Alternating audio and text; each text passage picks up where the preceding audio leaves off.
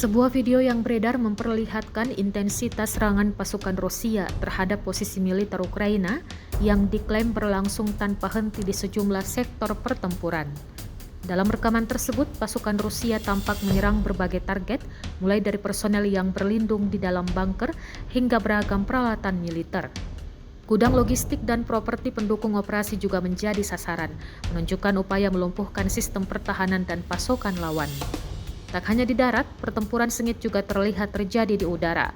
Video menampilkan aksi drone Rusia yang terlibat bentrokan langsung dengan drone Ukraina, termasuk Hexacopter tipe Baba Yaga yang dikenal memiliki kemampuan angkut dan daya jelajah tinggi. Momen tabrakan antar drone tersebut menggambarkan semakin intensnya duel udara dalam peperangan modern. Rekaman tersebut diunggah melalui Telegram Jumat 23 Januari 2026.